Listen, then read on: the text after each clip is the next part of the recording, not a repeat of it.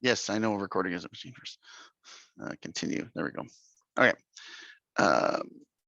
Share screen. Let's go back to this. Okay. So Ovid's game is kind of a neat game. And like I said, when we used to do this, we played it in person. So you would actually be able to sit next to somebody, right? And play this game. It's kind of a neat game. There's another name for it. Morris Men, I forget what it's coming up anyways. So what it is, it's like tic-tac-toe, right? So your board has your standard 9 here, right? And what you do is you get 6 markers, 3 colors of one, 3 colors of the other, right? Because you don't want to just mark it with X and O's, because what's going to happen is once you put a stone down there and somebody else puts another color, another stone or whatever happens to be, if nobody gets 3 in a row, what you start then doing is take turns moving the pieces. And you can actually then continue to play tic-tac-toe. So I think, what have I included here? There's the Ovid's game. There's the Ovid's game board, right? You can actually just print that off and use it. There's a description. There's a description here, like a YouTube explanation. You can watch it if you really want to get a chance. You can see how it's working here, right? So what happens is you start moving it, and then you just keep moving it until you get 3 in a row.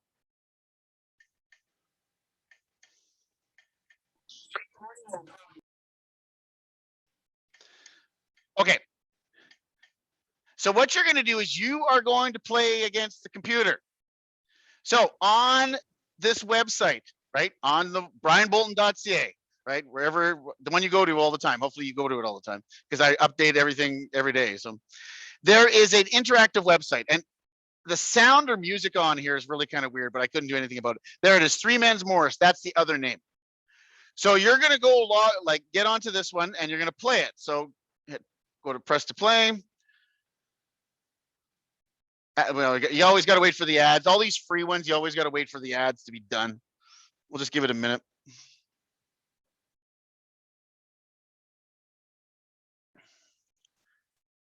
Okay, Three Men's Morris. So what you do, the music is, there's the noise is so loud here. Okay, so what you do, can you guys hear that music?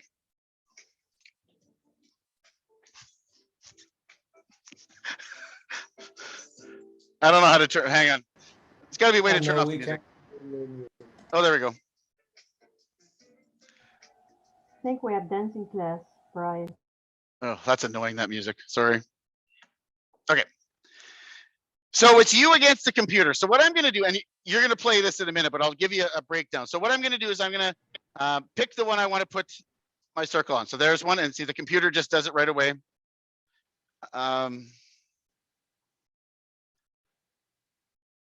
Was it on Assassin's Creed? Justin? Yeah, it was. It was one of the, when you go into one of the pirates taverns. Oh, like the actual video game, not the movie. Ah. No. Okay. The video game. Sorry. So then, okay.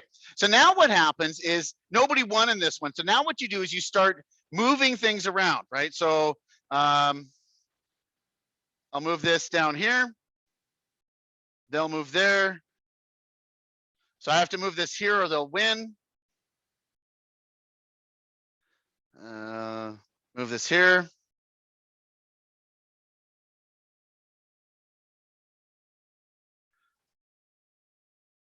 Right, you can keep playing it.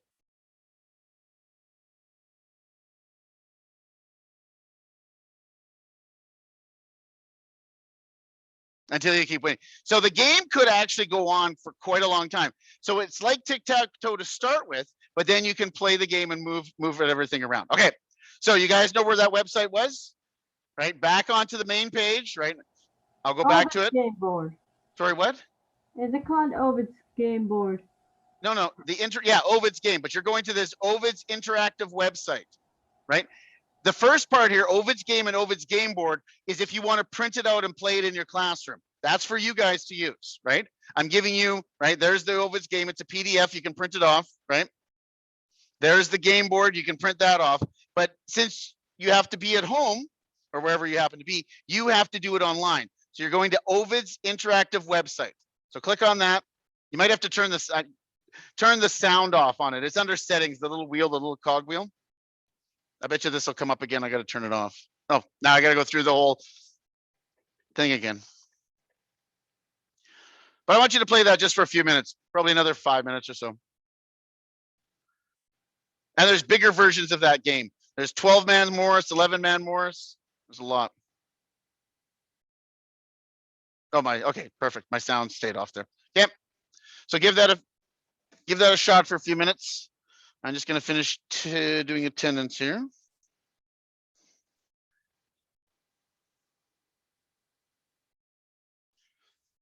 Let's see if anybody emailed me here.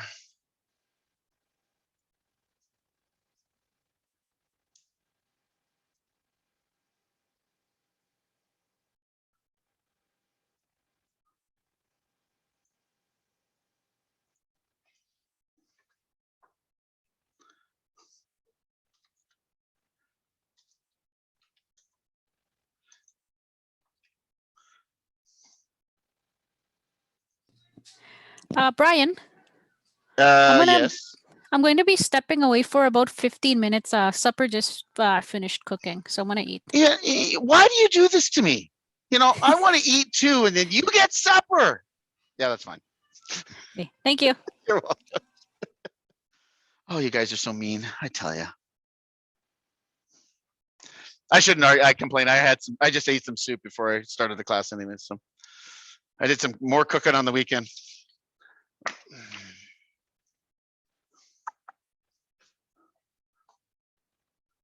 Gosh, I keep losing Did you lose? twice. Play again. See if you can get it. Come on. Think of maybe a strategy that might help you.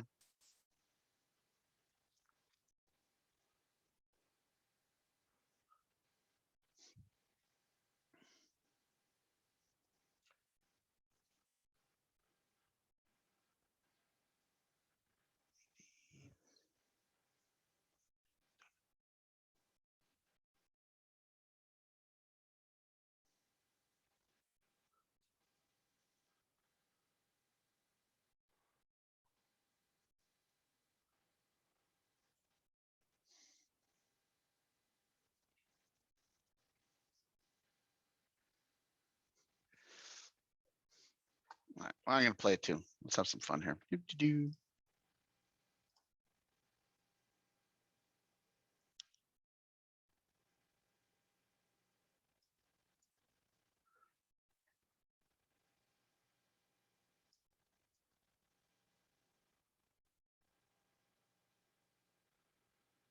No, I just lost the game. I can tell right away I just lost the game. That wasn't very smart of me, was it? As soon as I move this one down here, he'll win. Oh, can you undo? Oh, that's cool. Not show again, confirm. Ah, I don't want to do that.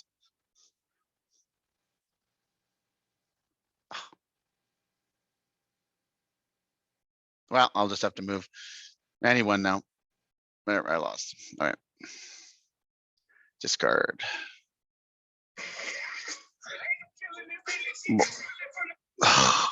Hate advertisements on stuff.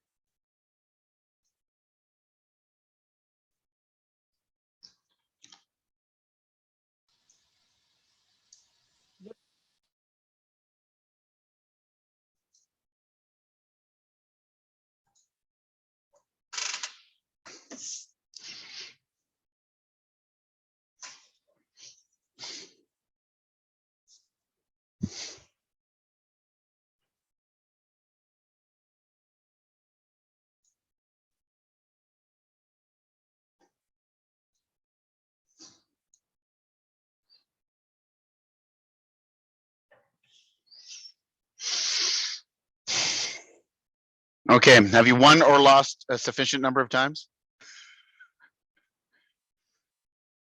Justin, did you actually pull out Assassin's Creed the game just so you could play the game or no? Hopefully not. I don't know when the last time I played Assassin's Creed. I think it was PS3. I think. Oh, there you go. Long gone. Sometimes these opening activities that I do, sometimes they actually have no relevance to what we're doing. It's just a way to get your brain going. I mean, the big thing about math, and you'll have to do this when you're teaching. It takes a lot to engage kids like mentally, right? You know, there's so much in their day, right? You know, they might be hungry, they might be angry, they might be tired. There could be a whole stack of situations that we don't know about when kids come to your class, right? And one of the things you do is you got to somehow get them engaged in the math process, right? Because if you can engage them in the math process, they're going to learn. Kids want to learn. I don't let anybody ever tell you that kids don't want to learn. Don't. If people tell you that, tell them they're idiots. Seriously, kids want to learn, right? And it's going to be your job to make that happen. Okay. So this Three Men's Morris is just an interesting. It's a critical thinking game, right? Problem solving. Sometimes it just gets your brain going, right? That's all it is. Okay. So what we're going to cover today, well, you can see the overview here, right? We're doing chapter 11. And then if we have time, hopefully we'll do some tangrams. Tangrams are absolutely amazing to have in your classroom. And if you don't remember what tangrams are, I'll just pop it up here real quick. Tangrams, this is a tangram. You cut them out. You can get them in plastic. You can get them in paper. You can do whatever you want. And then what you do is you can use them. Here, where is it here? You can use them to create images. And there's thousands of images. So this one is, a whole bunch of images there. Oh yeah, I just put a page there. So you can see there's a fox, a duck. I don't know, that looks like an ostrich, right? There's a whole bunch of different images. And what you do is you just use the pieces to make tangrams, to make pictures. And I think we'll, if we have time, we'll do this interactive website, right? Which is, I mean, these are all the images on the top you can try to make. Again, it's this Toy Theater. Excellent website if you get a chance to look at it. Okay, but we are going to talk about chapter 11. So what do we want here? Slideshow, that's what we want. Okay.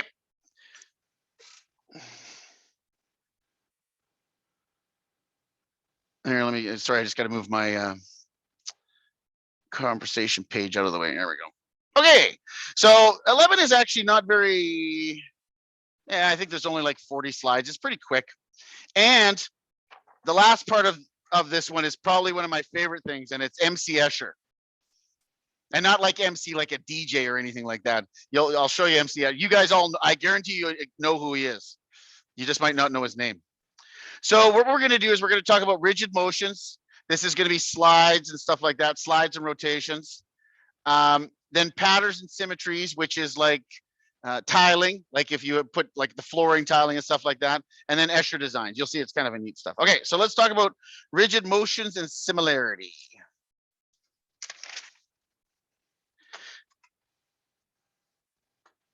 Okay, so what we can do is, well, here, just let me put this. What we can do is we can have a point, and again, we could do it as an image. It could be anything. And what we're going to do is we're going to move it on the plane. And what we're talking about is two-dimensionally. So if I have a point, I can move it up, I can move it down, I can move it left, I can move it right, I can move it on angles, right? So what happens is our original point now becomes P, like in this case, the image of P now becomes P prime. That little tick mark up there above the P is a prime, right? So what can happen is we can move something and then we call it P prime. If we had an R and we moved it, we call it R prime, right? And what we do is when we do that,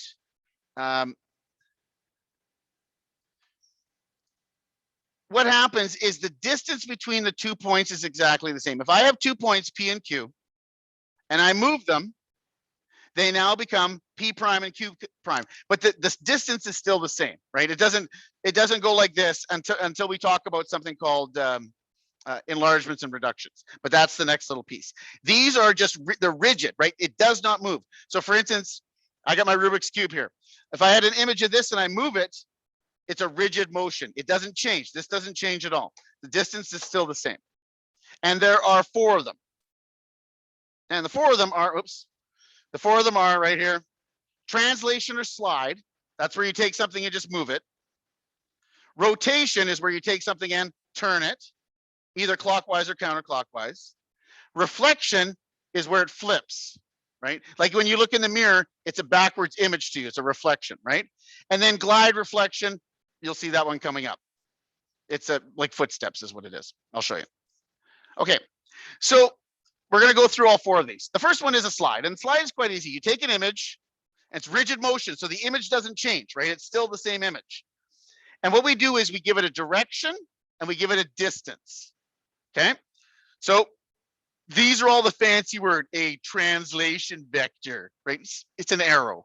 It's like going this way, right? Or going this way. Okay, direction of the slide and the distance moved, right? Now I'll show you, this stuff is far easier to look by example. Okay, now remember, we're doing a rigid movement.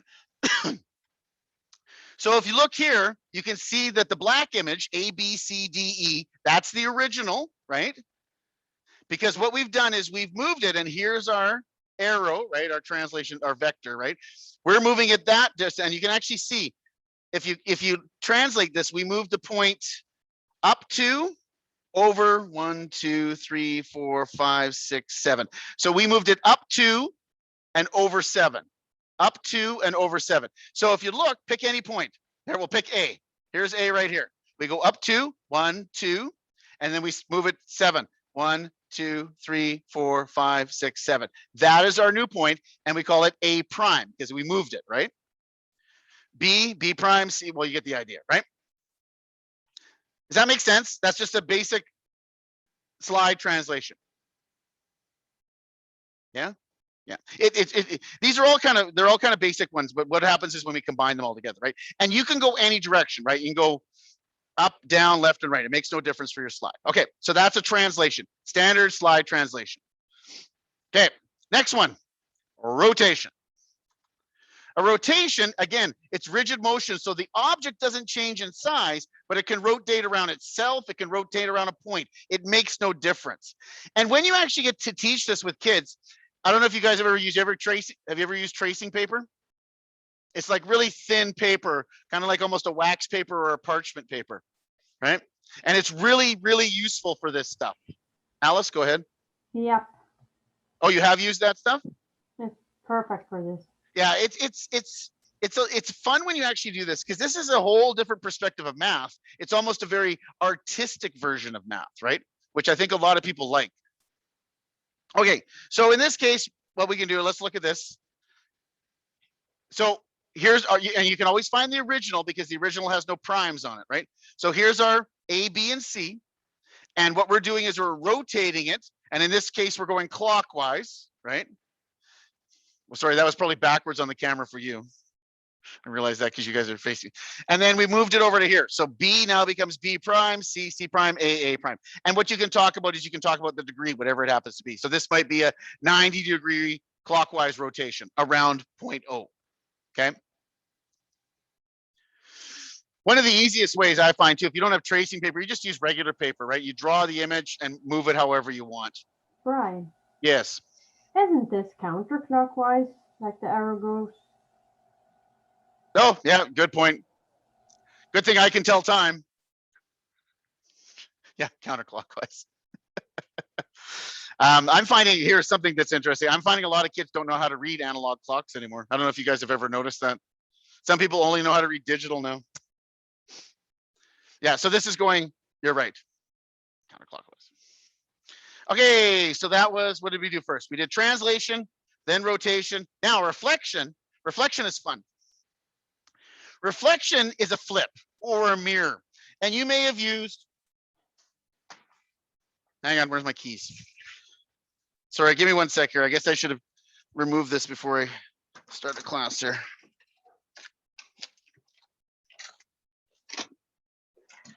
Where the heck is it? Oh, there's one. For those that are looking at the camera, my camera, because it's off to the side. Do you remember these things? They're called mirrors, M-I-R-A. It's a mirror. Some of you have may have seen them before. These are what you use if you're teaching reflection. It's really good because you get the reflection on the paper, but you can actually see through it so you can really work with it. These are a lot of fun. One of the things I do with my class is I make them have a maze. Remember the mazes where you start at one point and draw your way through to the end, but they have to do it behind this. So it's backwards. It's completely backwards and it kind of screws with their mind, but it's quite a lot of fun to do. Okay, so reflection is you can reflect it around a single line, either like right in the middle of the object or someplace off to the side. So let's look at this reflection here. Oops. So here's a whole bunch of reflections. My reflection line in this case is line M. Okay. So if you look, let's start down the bottom right-hand port. I can say Q and then Q prime. Now, if you notice, both of them are on the line. So when you do a reflection of something that's on the line, it doesn't move. Now this one, if you look, this distance to P, point P, has to be the same distance to P prime. And this little box in here is just representing that it's a right angle. Okay. This black triangle here, it gets cut by the line of reflection. So it's basically a flip right over the line. A flip right over the line. And then we have a pair of hands here. You can see it's just a perfect reflection. Okay. So, oh, that was translation, rotation, reflection. Translation, rotation, reflection. Last one is called a glide reflection. And the easiest way to do this one is the old footsteps in the sand, right? Oh, sorry, we're not done with reflection yet. Sorry. Here's another example. So the black, I guess it's a triangle with a stick on it, might be a flag, I don't know. What it is, it's the line of reflection is the red one here, right? So this point right here, Q, where it crosses the line of reflection doesn't move, right? But the same distance, like D, now becomes D prime. It has to be the same distance away on either side of the reflection line, right? A now becomes A prime, B now becomes B prime, and C, right? And the flag, you can see this one's spinning this way, this one's spinning this way, right? Because everything is backwards, right? I don't know if you've ever driven and had an ambulance come up behind you. You guys ever notice that? You look in your rear view mirror, can you read the word ambulance? It's written backwards on the vehicle, by the way. Next time you look at an ambulance, go look at the front of it. It's written backwards on the front of the vehicle, because then when you see it in your rear view mirror, you get the perfect reflection and everything's reversed. Kind of neat. Okay, so that's reflection. So then we'll do glide reflection. So a glide reflection is a slide and a reflection in one, right? So it's called a glide mirror. Here's the best example, right? Footsteps, right? The reflections of each other, right? If you have the same size feet, right? Some people, one foot's always a little bit larger than the other, right? But then they move along as you're walking, right? There's the glide and there's the reflect. So that's called a glide reflection. Okay. Now, you got to get used to this word here because we use it a lot when we do this. It's called congruent or congruency, right? Two figures are congruent if and only if one figure is the image of the other under rigid motion, right? So we're talking about translations like slides, right? Rotations, reflections, right? The two figures are congruent only if they are exactly the same. Now, if you look back at these pictures, right? Look back here, any of these ones. Are all these things the same? Yeah, This hand is the same as this hand, right? That triangle is the same as that triangle. These ones here, these two triangles, they are exactly the same under rigid motion. So they are known as congruent. Okay. Oops, congruent. So that's all rigid motion, but that only takes care of some of the things we need. What if we have to take something and enlarge it or reduce it, right? Think about a photocopier, right? If you put something on the photocopier, can you make images bigger or images smaller? Yeah.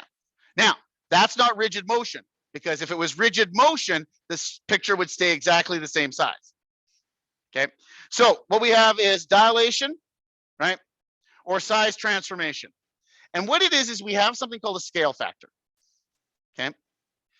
So I don't know if you've ever looked at a photocopier. If you put something on a photocopier, you can go like to 150%, right? Which means it's an enlargement. You can go to 75%, which means it's a reduction. Okay. So what it is we often talk about our scale factor K, right? So the new one, the new image, OP in this case, OP prime, is just the old image times whatever the scale factor is. And I'll show you an example here right away. Okay. So here we go. The original image was F. Okay, there it is. There's our Q and our P. And what we've done is we've made it bigger. So this is an enlargement, right? We don't know how much bigger it is because we don't know what the scale factor is, right? But you can tell that it's an enlargement. Now, here's the thing. You might want to write this on your piece of paper or write this down, because this is the one I think Alice was asking me before. Alice, what question was that? It was question 15 in the 7.5. No, the scale factor one. The 23. 23. Thank you. That's what it was. 23. Okay, so 23 is, you can see right away on question 23, if you're looking at the assignment, those are not congruent, right? We know they're not congruent because they're not the same size. If they were the same size, they'd be congruent. They are, here, I'll show you the slide. They are similar, right? That's the next slide here. But what they want to know is, we want to know what the scale factor is. So what you got to do, always scale factor is second number, whatever the second number is, divided by the first number. So in this case, you got to find the matching ones. So the only ones that match on both of them are C and D, right? The distance between C and D and C prime and D prime. Can you see that? Those are the only ones that match. So what you have to do is you have to take the second measurement and divide it by the first measurement, right? So in that case, you're going to take 9 and divide it by 7. And then whatever answer you get is your scale factor. There you go. You just got an answer to one of the questions. Okay. That's all scale factor is. Even if it was a reduction, it's still second divided by first. That's it. Okay. Now, these two F's that are on the screen here, right? They are not the exact same size, right? It's a size transformation, right? A dilation. They go by the scale factor K. Now, what we say is we say these two images aren't congruent. They are similar, right? That's what we say. So we say F and G are similar because they're the same shape, everything else, but it's just been increased or reduced by a scale factor. That's it. So we say F is similar to G. And that's what that little tilde, that's what it's called. That little symbol there between the F and the G is called a tilde. Trivia there you go. Those two there are similar, but not congruent. I just want to make sure that's clear, the difference between congruence and similarity. You guys get that? Thumbs, maybe a couple thumbs. I don't know. I see 1, 2. I'll review it again. Congruent, they're the same size, just moved around. Similar, they're different sizes, but they're in proportion to each other, right? With a scale factor. Okay, so let's take a look at this next image here. Okay. So what we have here, see the little fish and the big fish, F and F prime. Okay. Are these congruent or are they similar? Those two there. The small fish and the big fish, congruent or similar? Similar. Similar, right? You can see that they look the same, but it's just a little bit bigger. Okay, what about this reflection of F prime and G? What are those guys? Congruent. Congruent, because they're exactly the same. It's just a reflection under rigid motion. Perfect, you guys got it. Okay, that's, So sorry, go ahead. smaller fish and the G be similar as well. Yeah, you could do similar with those ones too. So small f to big G would also be similar. Okay. So those are, sorry, go ahead. Now I'm confused. F, this F, this, what is it? Gray fish to red fish. I think it's like Dr. Seuss. Gray fish, red fish, blue fish, or something like that. I don't know. Anyways, gray fish to red fish is similar.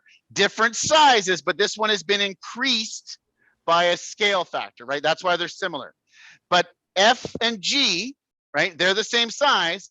That is congruent, but they're just a reflection in the mirror line here, right? It's just a reflection of what we get.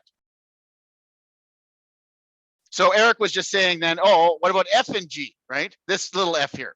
Well, that is similar, right? Different sizes. But it's Congruent, different exactly the position. same size, similar, different sizes. You got that now, Alice? Well, it's a different position, dude. It is a different position. Well, it's based on the mirror line, right? But I get that it's similar. So that was rigid motions and similarity transformation. Now let's talk about patterns and symmetries. Let me get back here. Symmetry, patterns and symmetries. So what it is a symmetry is something that moves all the points in the figure back to points in the figure. And I know that sounds just, a lot of this definition wise is what is a rigid motion of a plane. Okay. So let me explain this. What we're going to do is we're going to take a rigid motion, which means the thing is not going to change size. And what we're going to do is we're basically going to reflect things. And what we're going to do is then we're going to look at what's called a line of symmetry. So let me show you by example here. This makes more sense. So we have a kite here, right? Here's our kite. Here's our reflection line, right? And what we go is from P to P prime and Q to Q prime, right? You can see they flip back and forth. So what this has is this has a line of reflection, which has a line of symmetry. And basically what I'm talking about is if I take the left side, it folds over to the right side. Can you see that? Or if I take the right side, it folds over to the left side. Now, that's left and right. You can also go up and down and diagonally. There's a really cool experiment you can do. Who's your favorite actor out there? Give me some actors. And that includes male and female, because that's the general term for actors now. Scarlett Johansson. Good choice. Will Smith. Will Smith, other than his big ears. He's good looking. Who was that? Peter Dinklage. Oh, the really short little guy that He's one of my absolute favorite actors. he is hilarious. I missed him. Who was he? Sorry? Which actor? Peter Dinklage. He was in Elf. He was in X-Men. He was in that video game movie. Oh, he's from Game of Thrones. He's Tyrion Lannister? No, what's his name? Crap. It's Tyrion Lannister. Oh, it is Tyrion Lannister. Okay, yeah. Anyways, so what makes an act? Why do you like actors other than the way they act sometimes? Is it something maybe because you find them good looking? Would that be a good statement? Okay, like Scarlett Johansson is good looking. Will Smith is good looking, other than his big ears. What makes them good looking? Here's the question for you. What makes them good looking? Confidence, skill, Say that one more time. confidence, Confidence, but I'm talking about physically wise, what makes them good looking? Symmetry. Symmetry. You kind of get the idea. Now, it's a really neat experiment. If you get the chance, and you might be able to get the app on your phone, take a picture of your face, right? So you'd have just your face. And then what it does is you can get the program, and what it's going to do is it's going to draw a line of symmetry down the center of your face. And then what happens, it takes the images and takes your left half, flips it over your right, and takes your right half and flips it over your left. Have you guys ever done that experiment with technology at all? No? It's super fun. It is super fun. Now, what happens is when you take celebrities, like let's say somebody like Scarlett Johansson, and you do that to their face, both images are almost identical. Whereas people like me, right? My face is not symmetrical. One of my eyebrows is a little bit out. My nose might be a little crooked. One of my ears is slightly lower than the other one, right? So when you do that perfectly symmetrical image, you get two very different people. It's kind of cool. If you do anything, try to find an app or try to do a picture of that with, and you can do it on, if you take a picture and throw it on something like Paint, right? Which is just one of the programs on access on Windows, I think. You can actually put a line of symmetry, split the images, and flip them back and forth.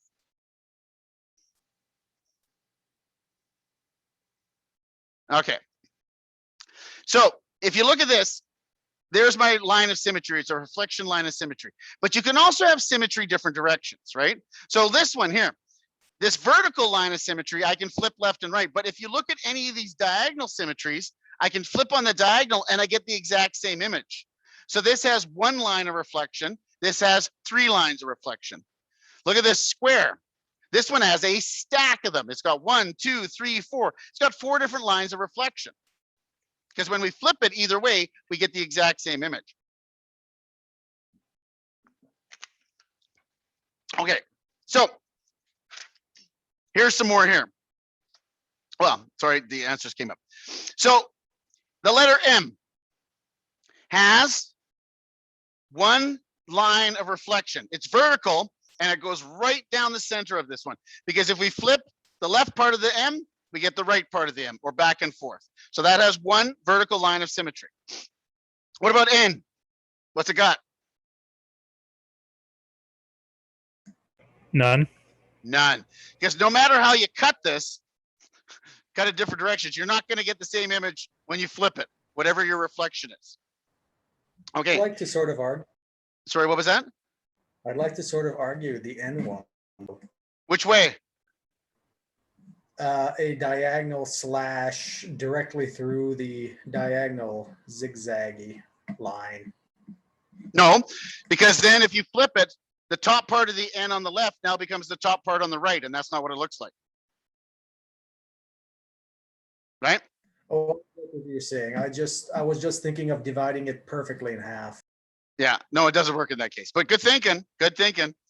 Now, this one, this is an O, this is not a circle, because a circle would have unlimited, right? This is an O, so we can either cut it vertical, straight up and down, like it's like a stretched circle, okay? I can't tell if it shows up on your screen as an O, okay? So vertical this way, and then horizontal, okay? Look at the X.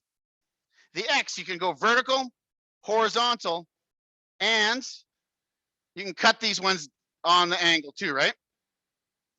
So this way, or cut it on the angle, cut it on the angle. So that one has 4. Okay. So those are lines of symmetry. And one of the cool things is one of the exercises we have later is I'm going to ask you about different lines of symmetry and you have to draw them. You'll see it coming up. Okay, that is lines of symmetry. Now you can have what's called rotational symmetry. Rotational symmetry is when you take an object and you rotate it any direction, right? Clockwise or counterclockwise, any amount of degrees. You're looking for when it looks exactly the same, okay? So for instance, this is a little pinwheel, right? And if we turn this, every 90 degrees we turn it, either clockwise or counterclockwise, will it look exactly the same? Yeah, we turn it, we turn it, we turn it, we turn it. So that has 90-degree rotational symmetry, right? Every time we turn it 90 degrees, okay? This star has 72. 72? How do you figure out 72? Can somebody want to take a guess?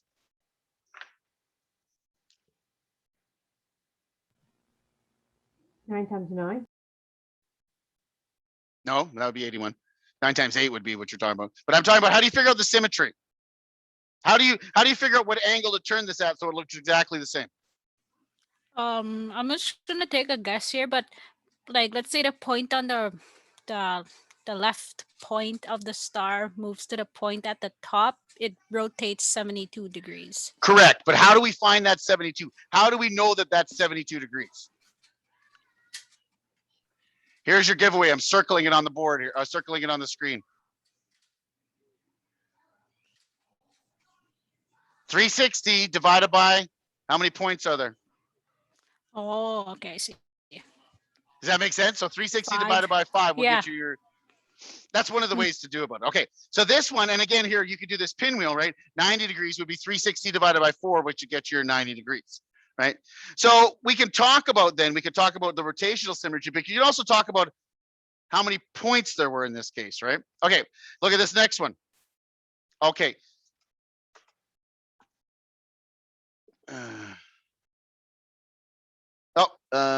Thanks, Holly. I see that. Okay, that message. Whoa, that's not what I wanted.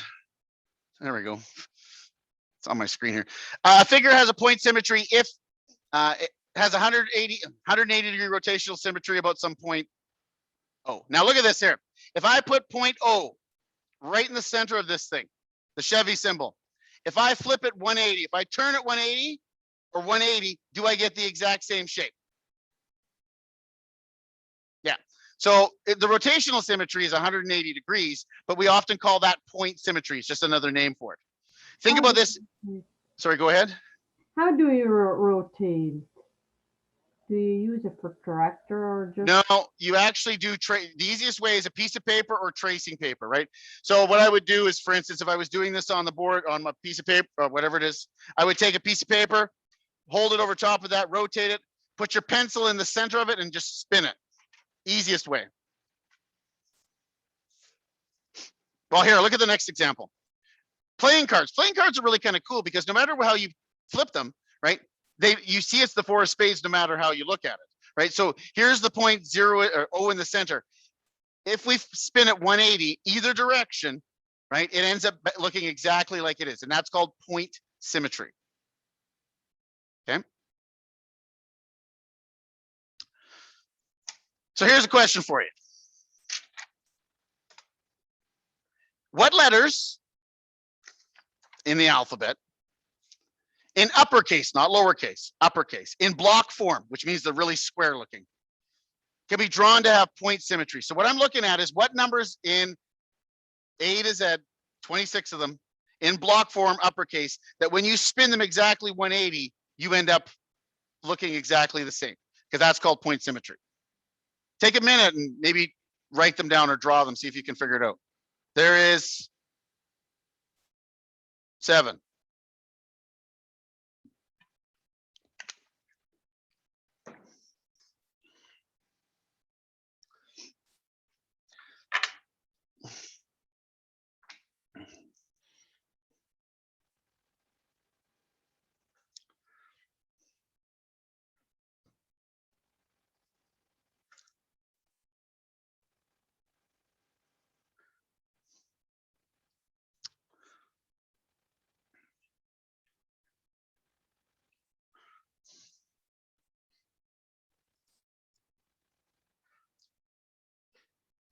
Okay, somebody want to give me one of them, what they think, please? H. Good example, right? H is one of them. Because if you spin it 180, you end up with an H. Perfect. Somebody give me another one. S. S and I, both of those, correct. S and I. O. Are you like, O is an exclamation or O is an, I'm bugging you, Sam. I know it's O the letter. Yes, O, you are correct. Eric Waldner, which one do you think? The reason I'm asking you is because you said it before. The N. You got it. N has point symmetry, right? Because if you spin it all the way around, 180, you get it. Oh, Nadine's throwing it up in there. What does she got? Did she got? Oh, she got them all. And Z. Yes, you are correct. Okay, so if we look here, bang, HINOSX and Z, right? Who cares about that? We just have point symmetry. I was just asking which one had point symmetry. That's all I was asking. Okay, so Periodic patterns. Oops, periodic patterns. Do you remember, I don't know if you remember this, quite a few years ago, it was really popular to, when you painted a room or had anything, or sometimes in the kitchen, remember the border that used to go around the, people would used to put it on the wall near the ceiling? Do you guys remember that at all? It's probably making a comeback too, because I don't know if it ever died or not. It was pretty good. Some people really liked them. Okay, so what we're talking about here, border pattern have a repeated motif that's basically translated one direction. So what we're talking about here, and if you look at this, yeah. So what we have is this pattern here. It's shifted to the right and rotated, shifted to the right and rotated, shifted to the right and rotated, right? Here's another one here. There's a pattern. There it is. Flip, rotate it. Sorry. Wow, this one just flipped or slid along, because I guess this would be your whole image here, the whole red and orange, and just slid along. And those are border patterns, right? You'd often also see them in wallpaper, right? I don't know if any of you do. I don't even know if people still use wallpaper anymore. Wallpapers, and you can have them translated in different directions. Basically what it is if you think about what we've covered already, rigid motion, right? You pick an image, and what you do is you reflect it and you slide it and you move it all around, but the image just gets repeated over and over and over and over and over again. So you get it in wallpaper, or you get it in stuff like border patterns, right? Very, very common. Okay, so that was 11.2, patterns and symmetries. Now, let's talk about tilings and some guy named MC Escher. This guy is interesting. Okay, tilings. A tiling is a simple closed curve. Together with its interior, it's called a tiling. And what we do is when we tile something, we stick them next to each other as long as they don't overlap. Okay, you can pick in any image you want. So for instance, a square, a triangle, a pentagon, a hexagon, whatever it is. And you can tile it as long as it doesn't overlap. Good example of this, tile in the bathroom, tile in the kitchen, any square floor. If you look down behind me, look at the cement on the wall behind me is all tiled. That just happens to be a rectangle, right? What else is in my classroom? There's lots of things. Okay, as long as they don't overlap. And what happens is when there's no gaps and we don't overlap, it rhymes, you get what's called a tessellation, right? No gaps, tessellations. And there's a famous guy out there, MC Escher. I'm gonna talk about it in a sec. He is famous for his tessellations. Okay, so let's look at some examples here. And when we're talking about tessellations, right, we're talking about regular polygons. So what happens is you can take regular polygons. You guys remember your definitions of regular polygons? This was from last week. Regular polygons. Yeah, when the interior angles all add up to 360 degrees. Yeah. Any polygon will do that, but I'm in particular, I want remember a polygon is a multi-sided figure. When you take all the interior and angles and add them up, you get 360. But what makes it a regular polygon? If they're all equal. Same angles, same side length. So for instance, if we were talking about a triangle, right? An equilateral triangle is a regular polygon. So what can happen is we can tile it, right? We can tessellate it, because if you look, these are all regular. And if you take this centerpiece here, 60, 60, 60, right? 60 times 6 gives us our 360, right? And equilateral triangle works as a regular polygon. So that's one of them. What about a four-sided figure? Which one? Square. A square, right? When we're talking about regular polygons, because you can tile a rectangle, right? They often refer to as subway tile, right? But in here's our regular squares, right? Regular polygons, right? 4 angles here. If you take the 4 angles, 4 times 90, right? Because each one's 90 degrees, gives us our 360. Okay. A hexagon, right? A hexagon, a regular hexagon, because you can make hexagons, 6-sided figures that have different shapes, right? And I don't know if you remember this. To do this, right? Do you remember this formula here? It was on your formula sheet. To find the sum of the interior angles, right? Number of sides minus 2 times 180. So you get 720 divided by 6. So each one of these angles in here is 120 degrees. But if you look, you can see where my mouse is moving here. The blue, orange, and green, whatever that is, whatever the colors are, right? 3 times 120 gives you your 360. So a hexagon can do that. Okay, now watch. Those are all regular. Well, you can have a regular pentagon too, but watch what happens with the pentagon. So pentagon's 5 side minus 2 is 180, divided by 5 gives you 108. So 3 times 108 is 324, and it has to equal 360. So look, if you have 3 pentagons, you cannot tessellate them properly because there is a gap in here. Or if you made it overlap, right, it overlaps. So you cannot tessellate a regular pentagon. Sorry, go ahead. What's the significance of 360? Just that we can tile them then? Say that one more time, please. What's the significance of 360? Because we can tile them then? If it's here, let's go back right here. If these angles here, like where, see, I don't know if you can see the most where I'm circling, right? If all of those angles add up to 360, you have a proper tessellation. It has to equal 360. So an equilateral triangle, you can tessellate. A square, 4 of them, each one of those angles is 90. So 4 times 90, because there's 4 of them, gives me my 360. My hexagon, each of these is 120. So 3 times 120 is 360. But with the pentagon, right, because the interior angles on a pentagon are 108 degrees. 108 times 3 is 324. 108 times 4 is 432.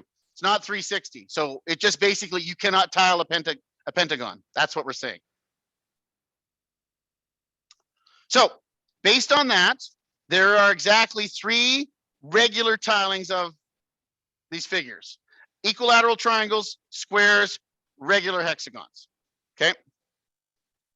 Now, that would make life really boring if it was just those 3. So what you can do is you can combine other shapes, otherwise known as semi-regular tilings, and you can get different patterns. So take a look at this. These are kind of cool. So here you have squares and equilateral triangles, and you can make some really fancy patterns. Here we have 1, 2, 3, 4, 5, 6, 7, 8, 9, 10, 11, 12. 12 is what? Dodecagons. Dodecagon, squares, and hexagon, and you can make patterns. Here, hexagon and triangle, and you can make patterns. These are called semi-regular tilings. Okay, now there's one last tiling. His name is MC Escher. And he created stuff like this. So these are Escher's birds. So here, I'll give you the grid, what it looks like. So if you look at this, you can see white and black birds, and they kind of overlap, but everything fits together, right? If you've seen, here, let's kick out of this for 1 sec. Where's my webpage here? MC Escher. This is MC Escher stuff. Like there is pages upon pages of stuff. So he was famous for all these tilings. Like here, this is a bunch, it looks like salamanders, right? Look at this one with the fish. This is so cool, the one with the fish.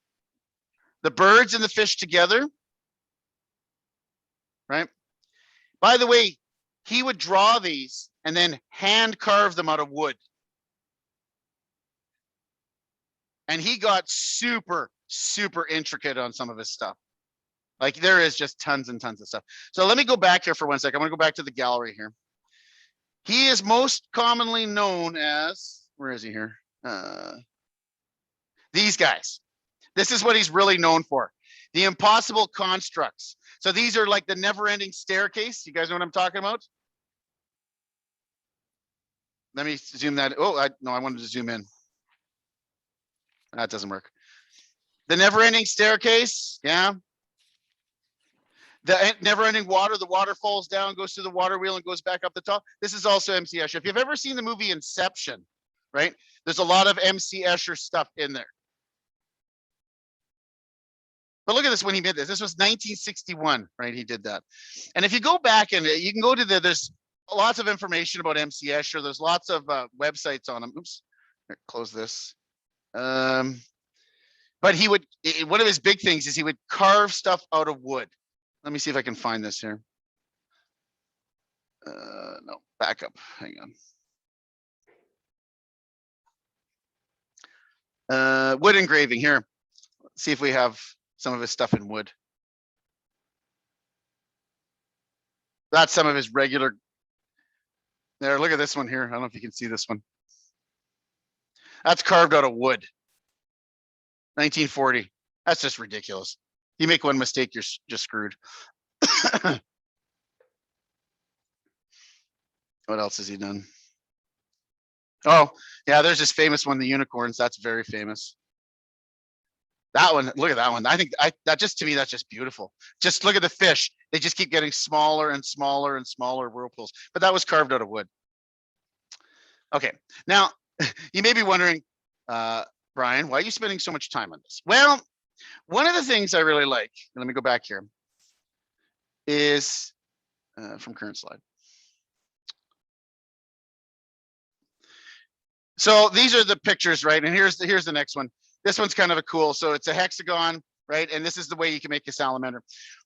If you want to really have some fun with your students, and what I'll do is, I don't think I ever posted the project. I will post the project for you.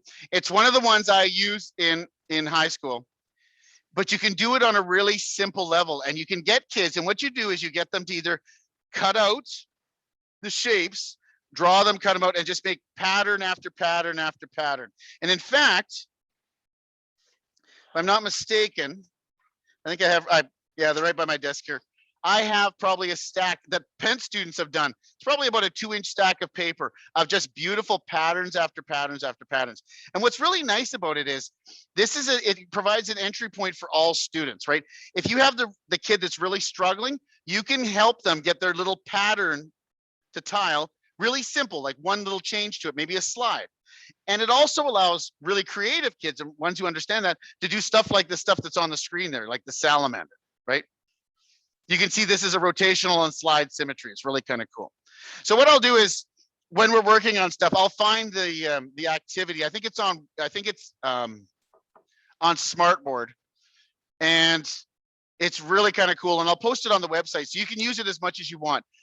If you get a really good class, you could spend about a week creating these, designing them, drawing them, and then coloring them, and they look just beautiful. And it's math. All of this is math.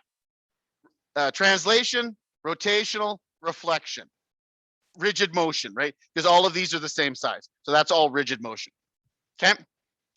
So what I want you to do, that's it for 11. I have some questions for you to do there. So if you grab your textbook there, where's mine? Oh.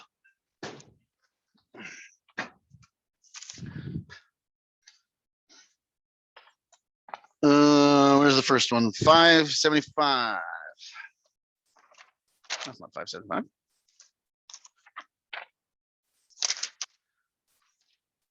So 575, you're just going to understand some of the concepts. Transformations, yeah, rigid motion, stuff like that. And then 588 is, the patternings and lines of symmetry. And then 602.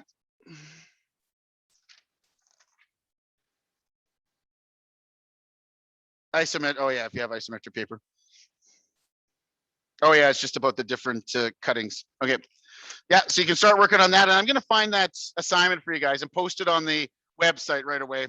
See if I can find it, because I think it's quite an interesting one. And like I said, I do it all the time. In fact, here, give me one sec. Oh, yeah, here they are. I have so much stuff underneath my desk. Look at standard teacher. So here, if you have your camera on,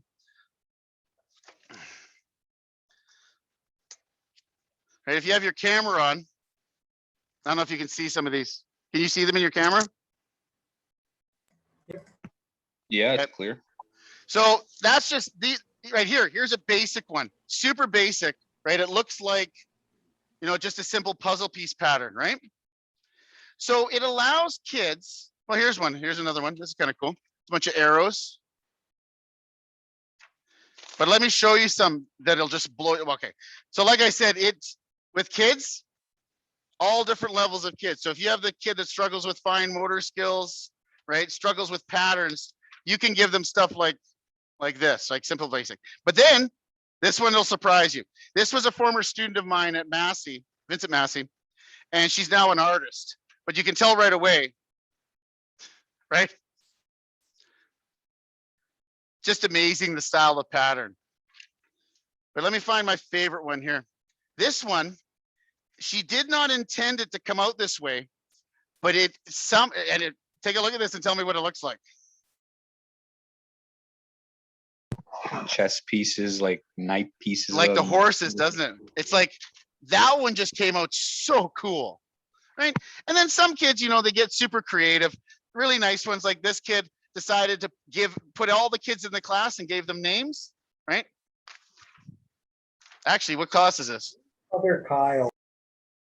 Well, this was a pen class, and I had two Kyles, and one of them kept calling themselves Kyle, and the other one kept calling themselves the other Kyle. Yeah. Oh yeah, you get some. Sounds like a Kyle thing. Oh, you get some fun stuff like, and again, depending on how they color it, you can really change the look of the design. And you can see all of these, you can either go very basic or go really, really intricate. So if you get to teach tilings, like all the different symmetries, you can do fun projects like this. And like I said, I have a stack of them because I've been collecting them over the years.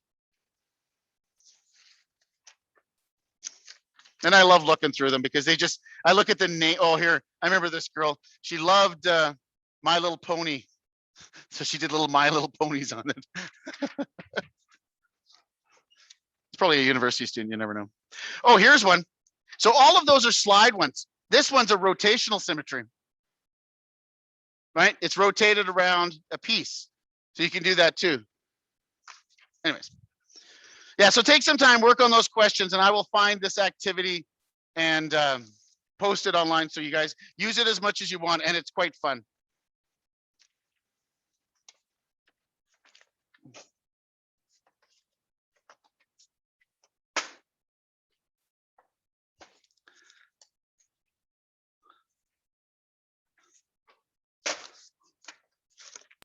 So how much time are you giving us to do our practice?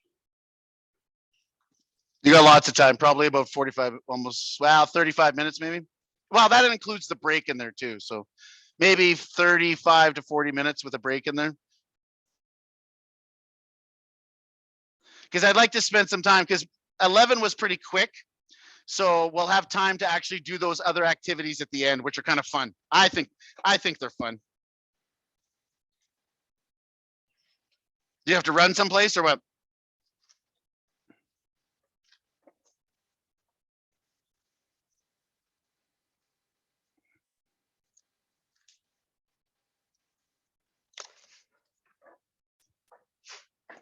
Oh, sitting on the cable here.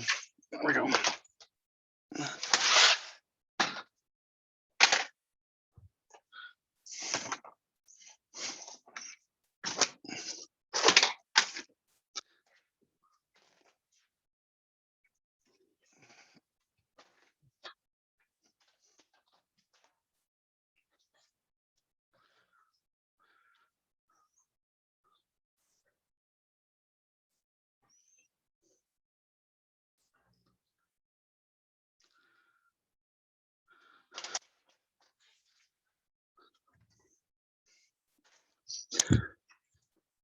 Way back.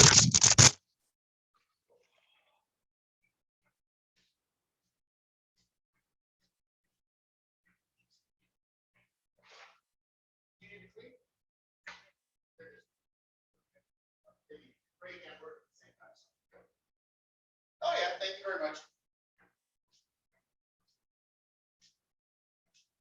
Oh.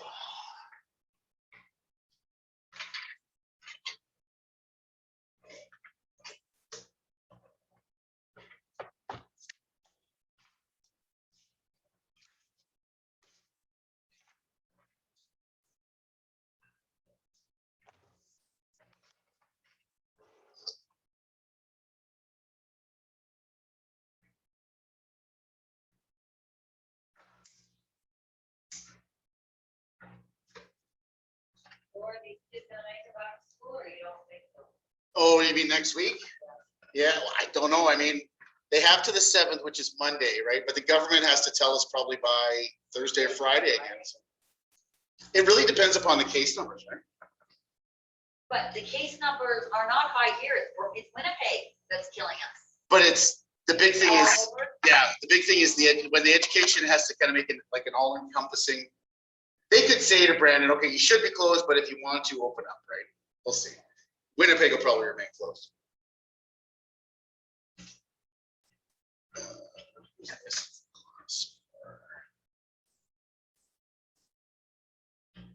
Do you have a big class that you teach tonight? This one right here? Yeah. Yeah, 30. Here, you look. Here's, they're all on the screen. Well, you can't see them, right? It's just name. That's what they look like. So this is what I look at. So they're all there. Oh, okay, wow. And they see, this is what they see here. I just have it, so I Yeah. can see what they're. And then, Oh, wow, okay, that's how it works. I wondered how you've seen the kids, right? Yeah. Is that ever cool? here, hey, Justin, are you there? There, see, so Justin turned on his camera, so there's Justin there. So it's actually nicer to see them when they turn their cameras on. It's Yeah. it's nicer to put a voice to a face. Yeah. Right, I have Justin? a question. Yeah, go ahead.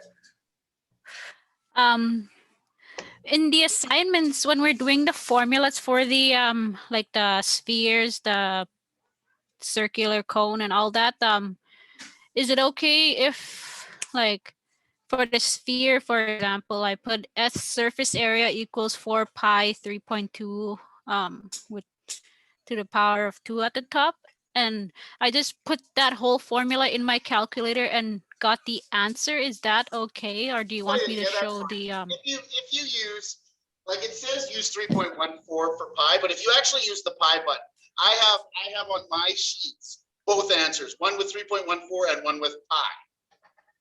Yeah, I'm just using the pi button on my Yeah, that's fine. calculator. Yeah, I have both answers on my count. Even though it says use 3.14, if you actually just use pi, I will accept that.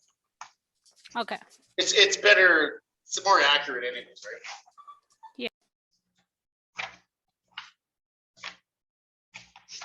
I've actually done both. Is that okay? You only needed to do one, Alice. No, both for is fine. some I did this, and then later on I read that I should just use 3.14. Yeah, that's fine. That's fine. Okay. I won't go deduct. I won't take off like 30 marks or anything. Don't worry. Wait, what's the assignment out of 25? All right, maybe I'll take off 25 marks. You never know.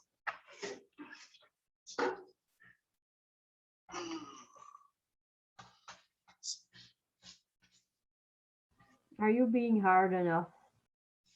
Am I being what? Hard enough. No, I'm not That's hard on fine. you. My goodness, if anything, I'm fair. Just kidding. You know that.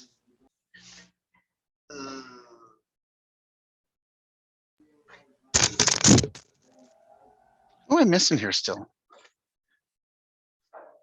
Christina said she was going to be late. Christina, did you make it yet? Let me look here. I can't see. No, she's not sure yet. Did Donnell make it? Whitehead, are you here? Donnell.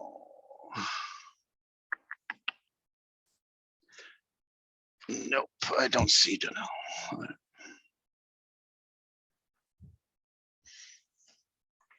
All right, perfect. Okay.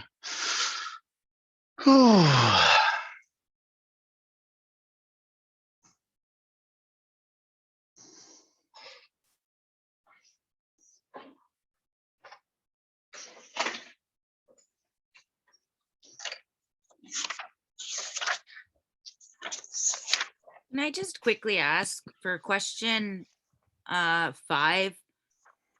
The assignment No, on the question, the practice questions. on 375? Yeah, the first. Sorry, set. 575, sorry. Okay, go ahead. 575. Yep. So I'm just trying to decide, it looks like it's moved, like the P has moved 1, 2, 3 to the right. And 1, 2, one up? 3, and two up. 2 up or 1 up? How can you tell? That's what I'm kind of questioning. Because you look where the tail end of the red arrow is, which is at P, and then where the tip of the new red arrow is, which is 2 up.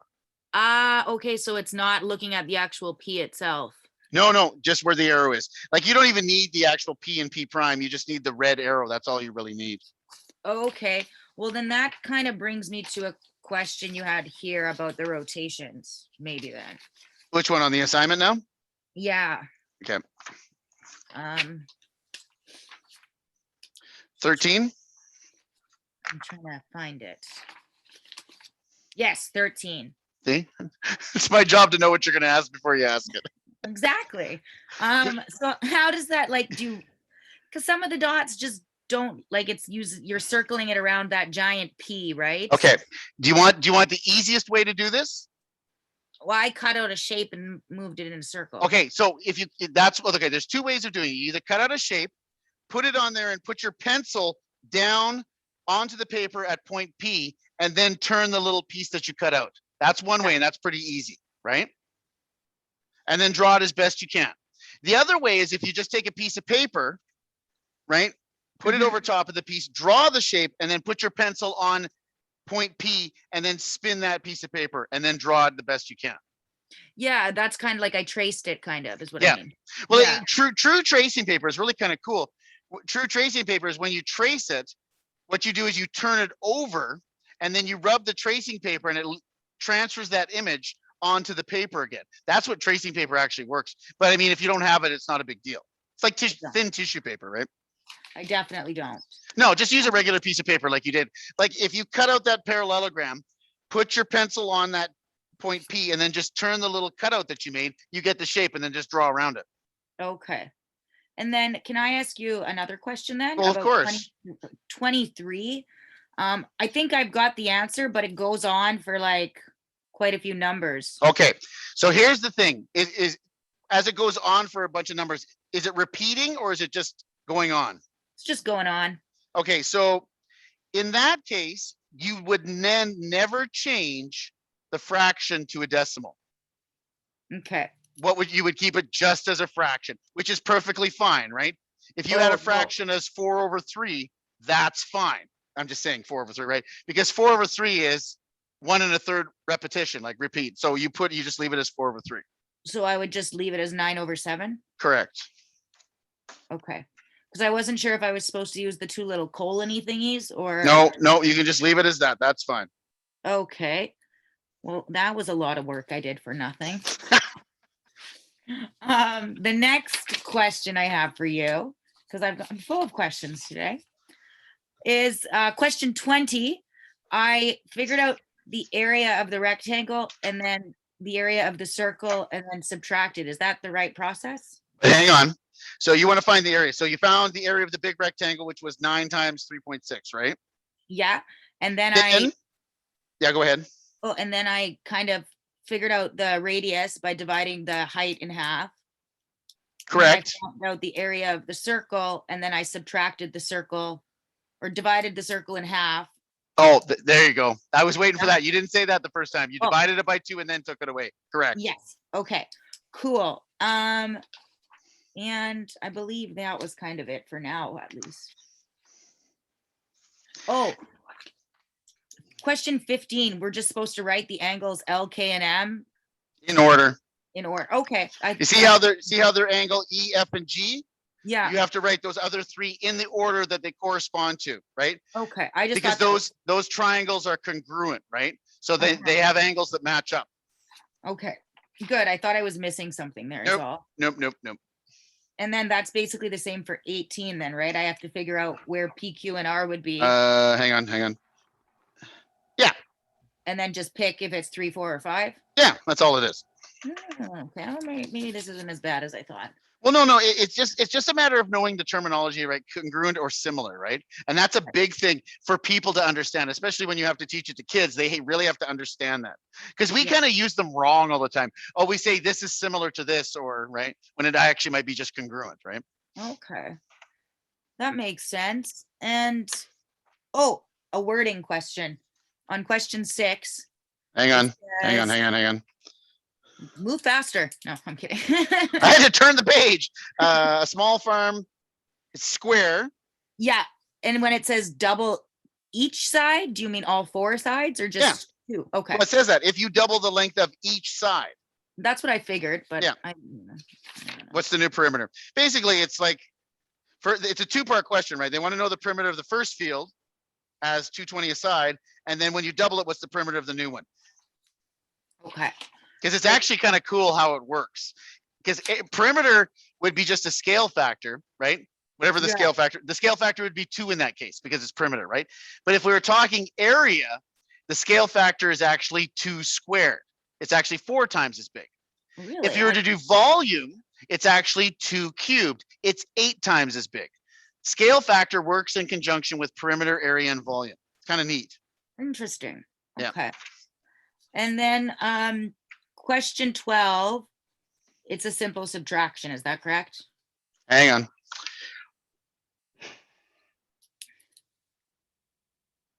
Yeah, because one is, it's got a clockwise rotation of 440. It's basically what angle is exactly the same. So 440, if you did it on a clock, where would you end up? Give me the other one that's exactly the same as that. Okay. Between 0 and 360. Yeah, so it's just subtracting, basically. Okay, cool. I think I'm all right then. I have no idea how to do this question. Your turn, Subtract- Al. Go ahead, I'm done. Which one, Alice? I'm just building on Lacey's last question, question 12. I don't know what to subtract. Okay, look. So if you go around a circle clockwise, right? So we're going, right? If you go around 360, right? You end up back at the beginning. What I want to know is where would you end up with 440? Draw yourself a little X and Y axis and just spin all the way around until you get to 440. Then what I want to know is there's an exact same angle that instead of going 440, you only have to go right to it. So if you put it on a diagram where 360 was and then did 440, then where would it end up? That's what I'm looking for. It's a smaller angle. You're muted, Alice. I'm totally lost. Unless I'll have to look at. Can you show it to me on smartboard, Hang on. if possible? Yeah, give me a sec here. I always have it up. Okay, so here we go here. Let me draw. Let's draw an X and a Y. Okay. What we're gonna do is, this is where we start, right? 0 degrees is normally where you start on a unit circle, right? So if I go around here, that's 90 degrees. If I keep going, that's 180. Okay. If I keep going, now I've hit 360. Is that correct? Where would 440 take me? Right? If you have to know a couple, so wherever it happens to be, let's say it's, I don't know where it is. Let's say it's there, right?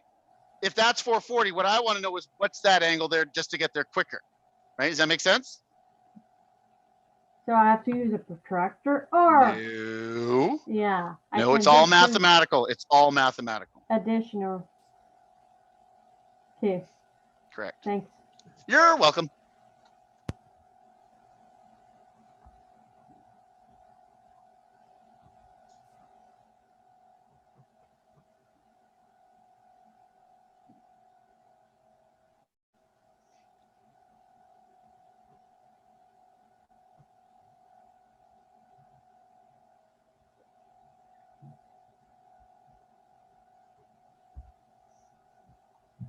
Let's see, chat.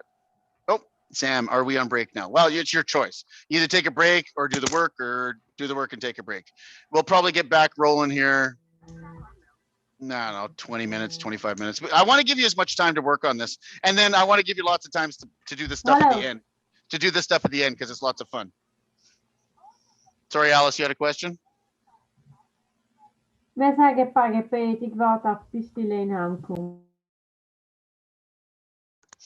Did you just say that in German? I think Alice was speaking Low German. Oh, yeah, she's crying. That's what it was. Gotta be careful. I know some Low German.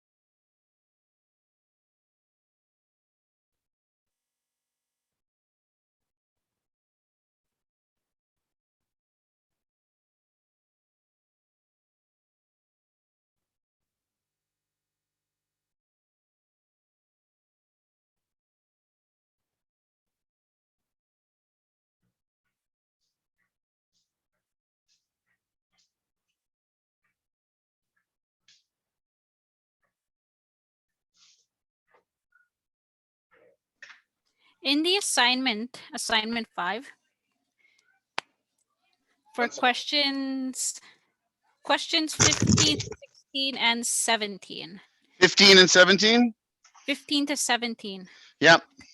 So the two triangles below are congruent. List the angles corresponding to E, F, and G. So you just want me to write like Well, they E have is to be, the same as L. well, you have to pick the and one F- that's exactly the same. Yeah. So whatever E is corresponds to the other one. So I mean, you could Oh, so I'll list just off the put, three like- angles, but they have to be in order as E, F, and G. Yeah.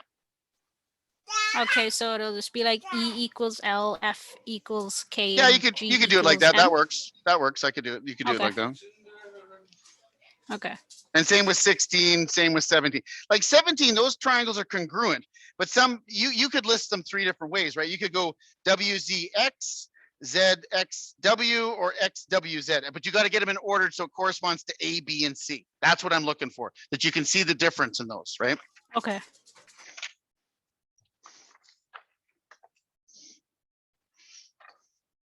Would that be the same as question 18? 15, 16, 17, 18 are all almost identical, correct?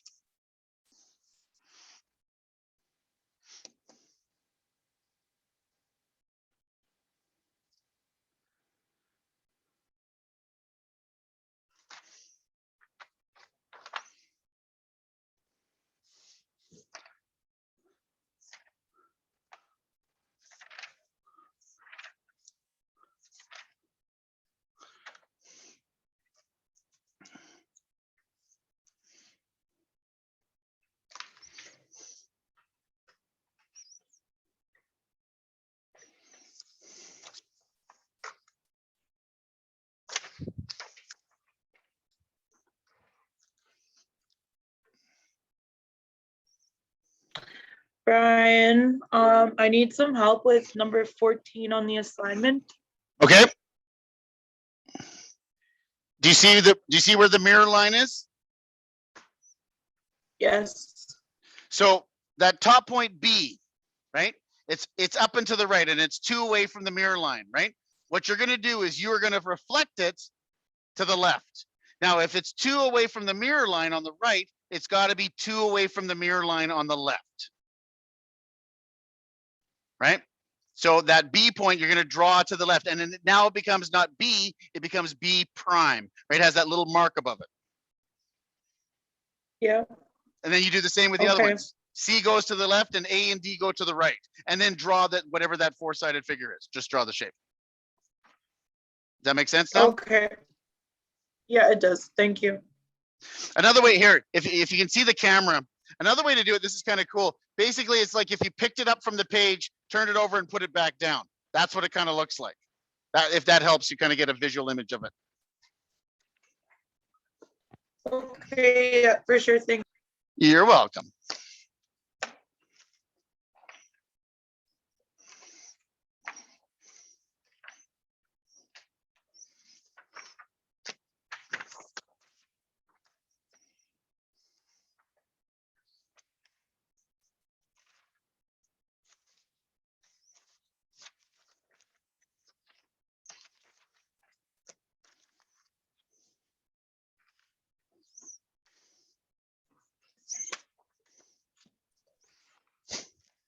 Who do you have in the Leaf game tonight?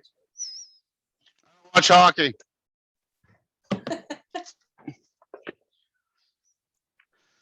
I really don't, actually. I don't watch any sports at all. No, Nope. you lucky guy.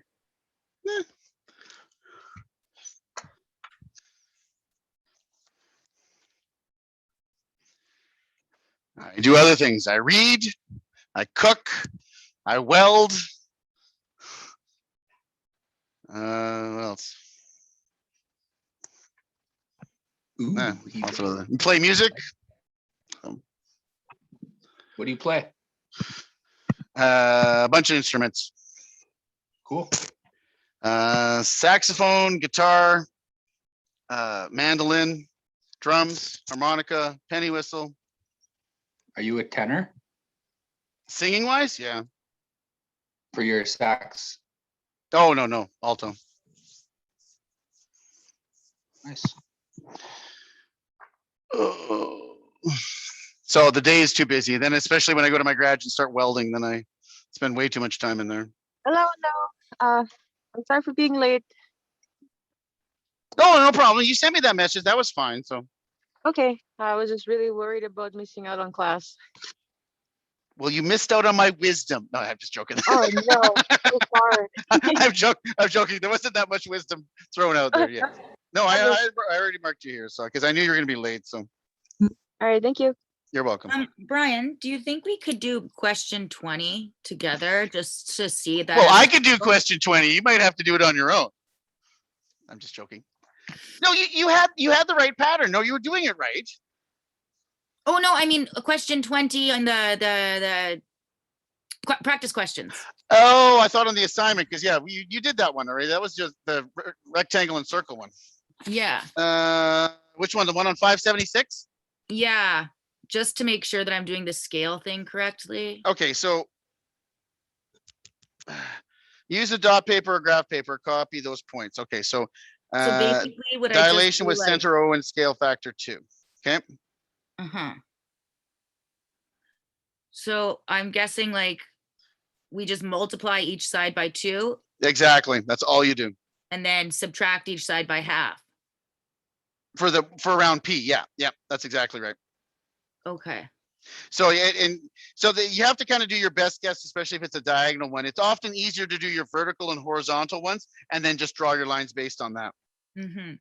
And then where would you put it around P? Like, would P be the new O? Yes. Okay. So it get shifted down, right? That's all it is. That's why they kind of give you enough room there. Like the main one around O is just getting larger and you just use it as that center O, right? So I'd go like 1 down and 1 up. Is that Yep. correct? Yep. Okay. Okay. It's way easier when you do it like with regular graph paper. Like honestly, if you're gonna do it with kids, isometric paper is nice, but I find graph paper works way better for doing that. And then you can buy, you can get, well, you just print it off. You can buy 3-dimensional isometric paper. It's everything's at a 45-degree angle. It's interesting to work with, so.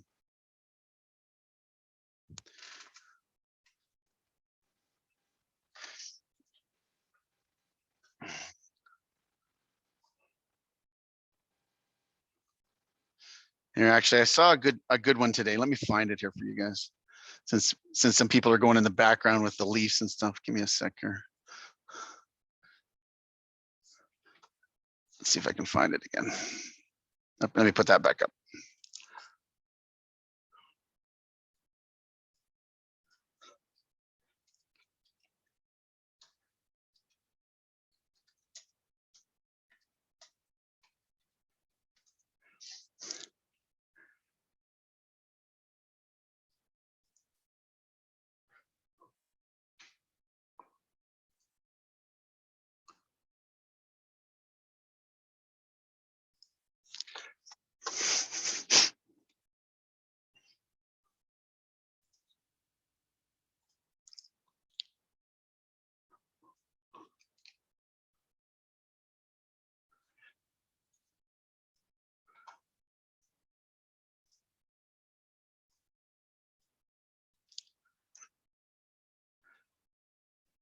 There you go. There's for all you Toronto fans out there.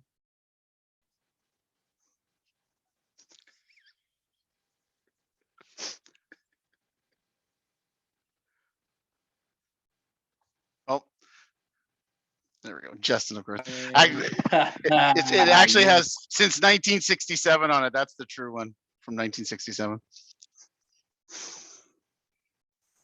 Do you think Philadelphia would have a further distance? That could be. I don't even know when the last time they won was. I think the teams who haven't even won a cup would be the furthest.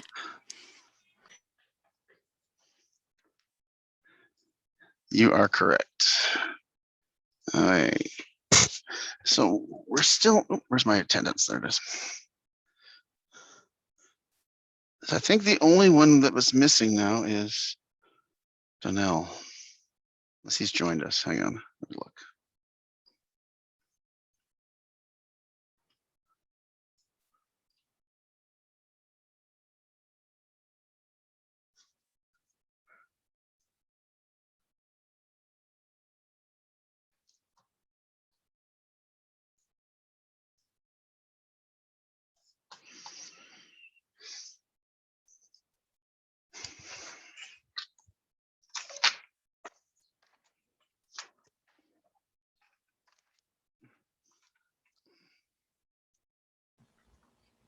Brian, is it okay if I leave early? I'll listen to the class tomorrow or tonight. Hey, only if I can leave early.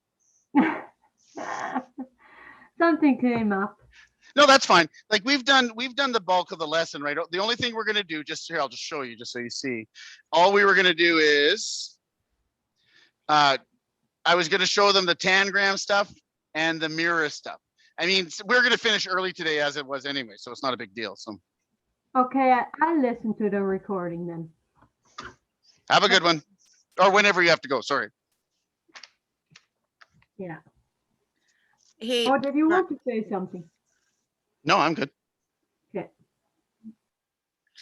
hey, so I'm working on 21 in the practice questions, and it says show the center of the transformation on a sketch and give the scale factor. So I know the scale factor is 1.5. But what I don't understand how to find the center of the transformation. In the figure shown, where's the figure show? Oh, here, the figure on the next page. Gee. Yeah, I drew it out so I could look at both. Okay.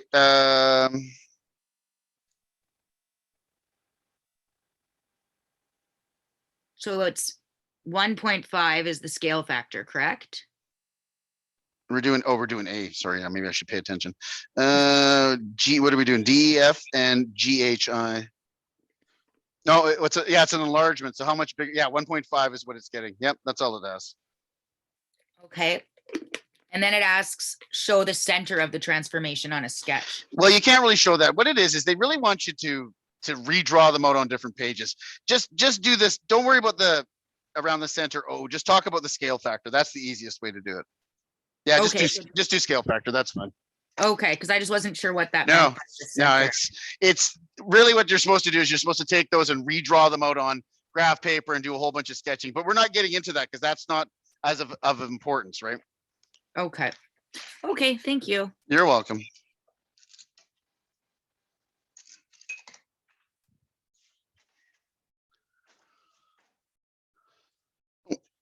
No, I need the mirror. Why am I putting this away?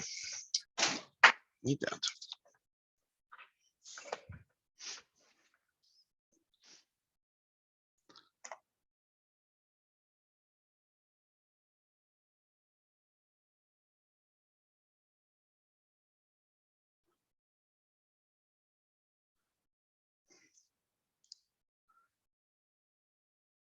Okay, I need to follow up with C now because I got lost there in the same question. The Pythagorean theorem shows that AB is the root of 5. So the perimeter is of ABC is 3 plus root of 5. Why 3? 1, 2. Oh yeah, that's why. Oh yeah, 3. It's B to C, and then okay, perfect. Okay. Explain how to use the scale factors to determine the perimeters of those. Okay, well, all you would do in each one of those cases. So for instance, if you were going from ABC to DEF, how much larger? It's a scale factor of 2, correct? ABC to DEF? Yeah. Yes, 2. So then all you would do is you would take the 2, which is the vertical, times it by 2, and now it becomes 4. Take the 1, times it by 2, that becomes 2. And you got to take the square root of 5 and times it by 2, which is 2 root of 5. Okay. All you got to do anytime you have a radical, I mean, all that radical is the root of 5 is technically a decimal, but we keep it as a radical, like with the root symbol, because it's more accurate and we can use it over and over again, right? So all you would do is times it by 2. So then it'd be 2 root of 5. Okay. So your measurements would be, what did we say? 4, 2, and 2 root of 5. And that you just add them together. Okay. So just 4 plus 2 plus 2 root of 5. So you'd end up with 6 plus 2 root of 5. That would be your final answer. Okay. Did we cover scale factor yet? Yep. Okay. Remember, here, I'll go back to the slide. What I got you guys to remember is, you were, I think you were here with us. Hopefully you were. Maybe I was droning on and you missed it. Let me find it again here. So scale factor, right? So this is slide, what are we on here? 17 and then 18. So to find scale factor, whatever it happens to be, Oh yeah, we talked about it here. So slide 17, we talked about it. What you got to do is you got to take whatever measurement from the second one and divide it from whatever measurement from the first one. Okay, so look at, you got your assignment in front of you? Number 23. Hang on. I believe that one's scale factor. Yeah. Yes. So in those cases, those shapes are similar, they're not congruent. So what you do is you got to find a measurement on the second one that corresponds to a measurement on the first one. So can you see where they're the same on both of them? Like same number, like you get some numbers. Yeah, 9 and 7. 9 and 7. So one is CD, which is 7, right? And C Yeah. prime D prime, which is 9. So all you do is take the second measurement and divide it by the first. That's it. Oh, That's good. your scale factor. Now, Okay. in this case, leave it as a fraction because it's a really gross decimal, right? So you would normally leave it as a fraction. That's scale factor. That's all it is. Okay.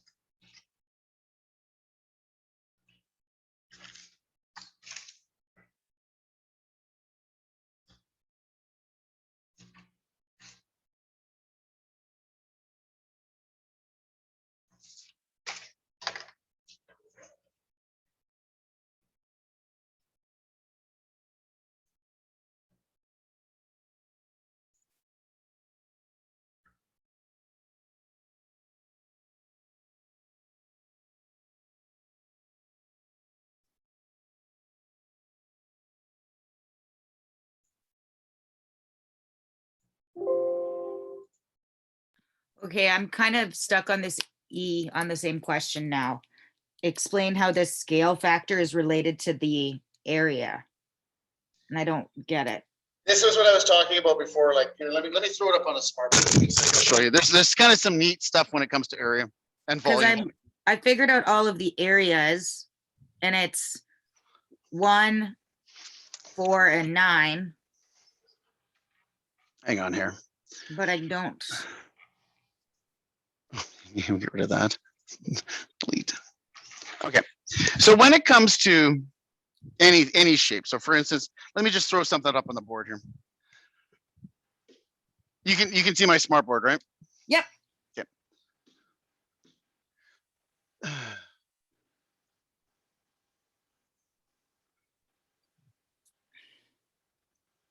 Okay. So you can figure this one out, right? If it's whatever it is, centimeters and centimeters, right? The area in this case is 3 times 2, which is 6 centimeters squared, right? That's just a standard one. Yes. So let's say we do a scale factor of 3. Okay. So everything is going to be 3 times as big. So this is now going to be 9 by 6, right? Yep. So 9 and 6. Okay. Well, here's the cool. So the area of this one, right? Here, I'll draw it in the middle here. Area is still 9 times 6. So area equals 54 centimeters. Oops. Centimeters squared, right? Yes. So the area of this one is 6 centimeters squared. Okay, now what I want to know is how much bigger is the area of the second one as opposed to the first one? 9 times. It's 9 times as big. So it's interesting when you talk about scale factor of area. If you look above here, my scale factor is 3, right? Mm-hmm. So my scale factor for area is 3 squared. It's 9 times as big. Okay. So for instance, if I did volume, if I made this 3-dimensional, it would be 3 cubed times as big. So 27 times as big. So that works for anything. So if you found the area, what was your area on your first one? ABC is 1. Is it, well, whatever unit is, right? Units, units squared, right? What's the area of the second one? DEF is 4. So how much bigger is the second one? 4 times. So 4 times as big, right? So the scale factor, right? If this is 4 times as big, the scale factor would have been 2 squared to get you your area. Does Yeah, that makes sense. Okay. that make sense now? Yes. So it's based on, if you look what I did above there, it's just based on that breakdown, right? You can figure out the scale factor, but when you want to find the area, you square it. If you wanted to find the volume, you cube it. Got it. Okay, thank you. You're very welcome.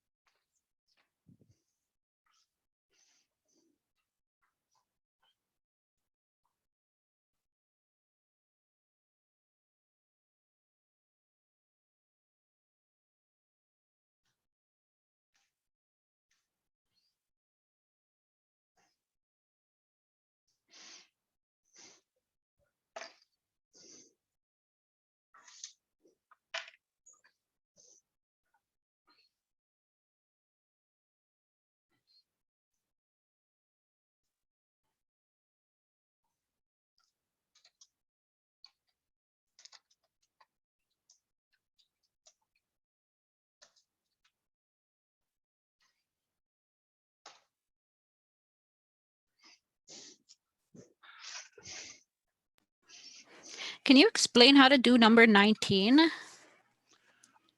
In the book or on the assignment? Assignment. Thank you.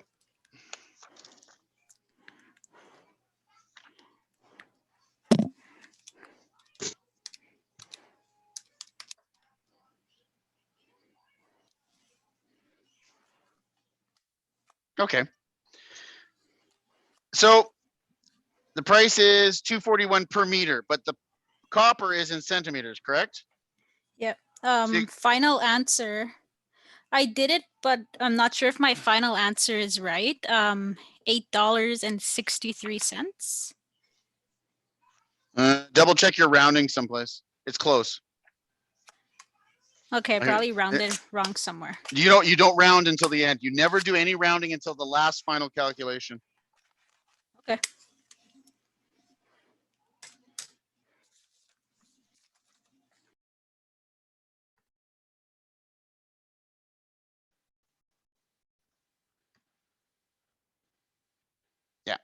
Yeah, it works out.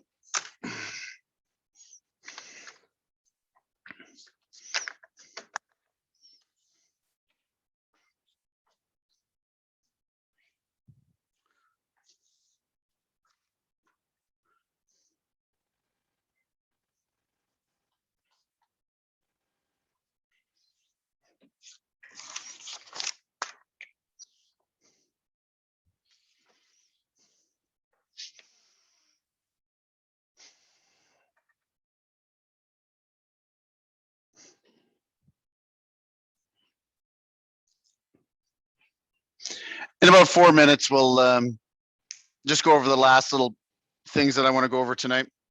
We'll finish a little bit earlier tonight, if that's okay with you guys.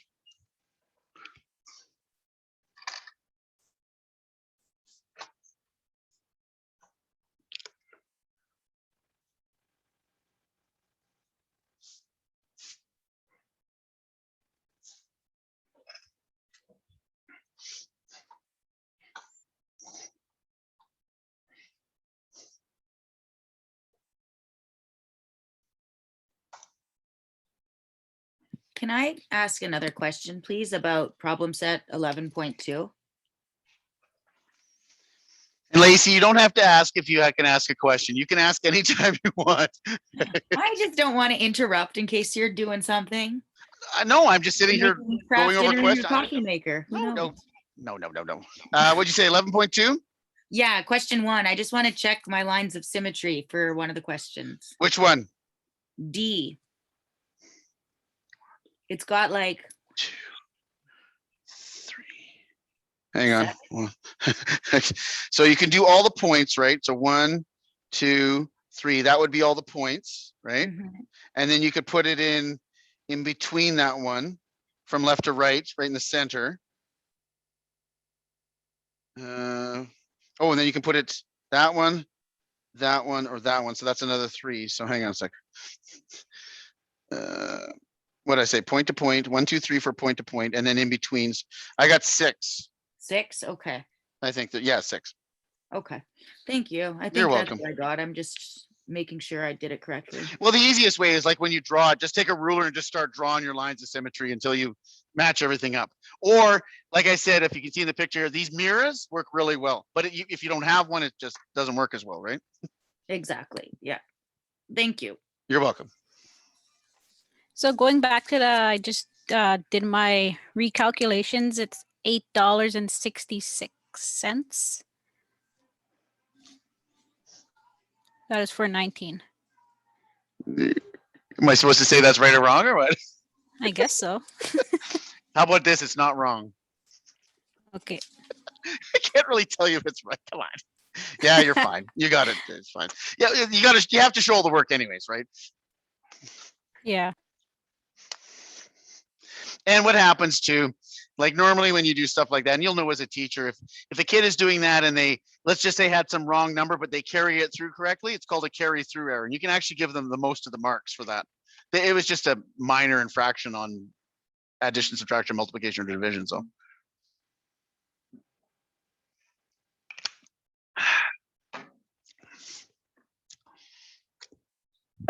Hey, let's look at some of these activities.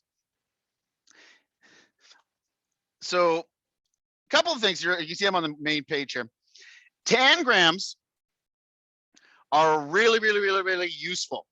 They're fun to play with, but they actually create spatial reasoning, and you can use these at any grades.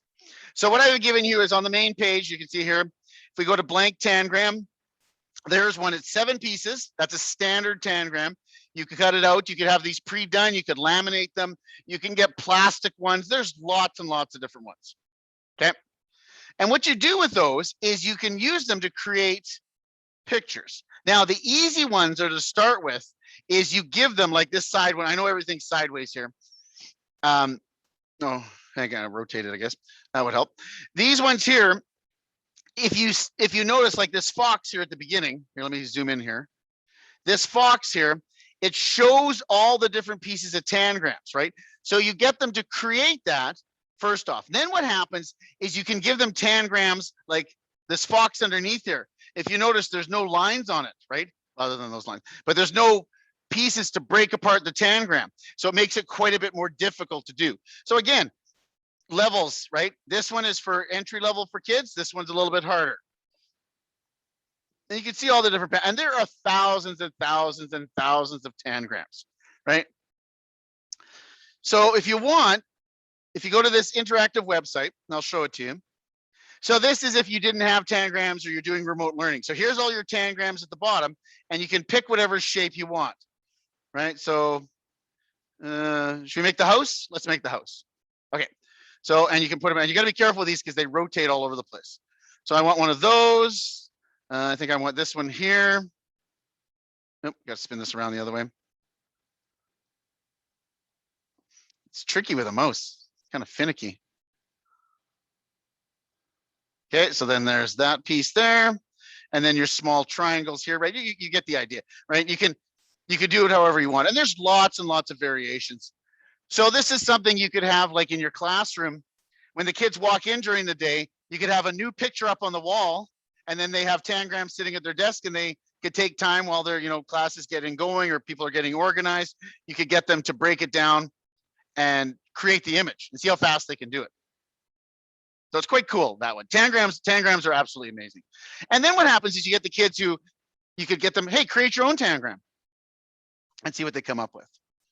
Okay. The last thing I wanted to show you, and if you get a Mira, right? Now, most of you don't have them probably. Again, if you were in class, if we were at the education building, I could give you a Mira and we could actually fool around with them. They're kind of fun.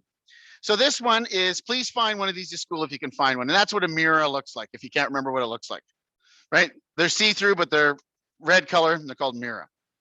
Put a picture on there for you. So some of the things you can do with them, it's kind of fun. You can use them then to figure out symmetry, right?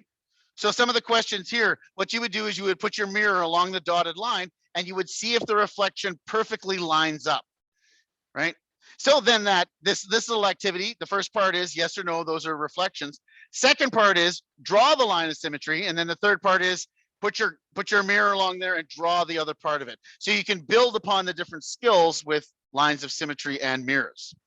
Has anybody ever used these in their classrooms, by the way? Any thumbs there at all? Nothing? I bet you your school has them.